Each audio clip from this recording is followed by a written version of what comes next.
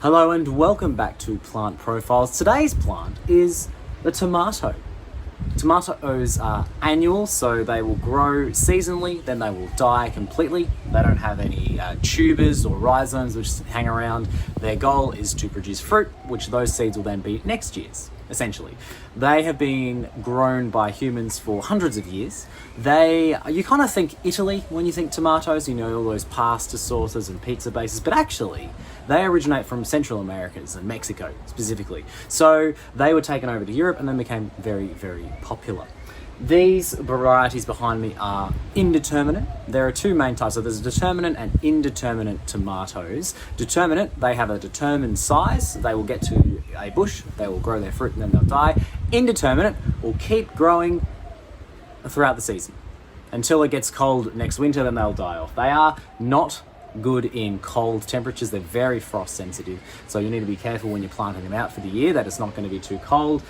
When they're young, they don't like a lot of wind. They like well draining soil. They don't like to be kept too close together. These ones are probably a little close together because they are quite susceptible to a number of fungal problems, but they are a great one to have in your veggie garden. So these ones, as I said, are indeterminate. So I've got them growing up, well, first stakes and now up string, because if they touch the ground, they will grow roots and spread out, which, as they are susceptible to fungus, we're going to have problems, especially with fruit going on the ground. We're not going to be able to harvest that. So I'm growing them up. You see along the stems, they've got these little hairs. That's what they'll turn into roots if they touch the ground, which is fantastic.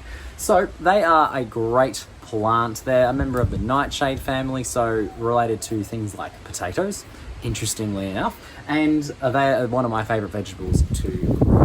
What's your favourite way to eat tomatoes? Let me know in the comments below. Thank you very much for watching this plant profile video. Please make sure you're subscribed to Scott Grows an Avocado Tree for more plant profiles this month during Vlogmas and later on for more avocado content. Thanks once again for watching, and I'll see you next time. Scott grows an avocado tree. Scott grows an avocado tree. Scott grows an avocado tree. Scott grows an avocado tree.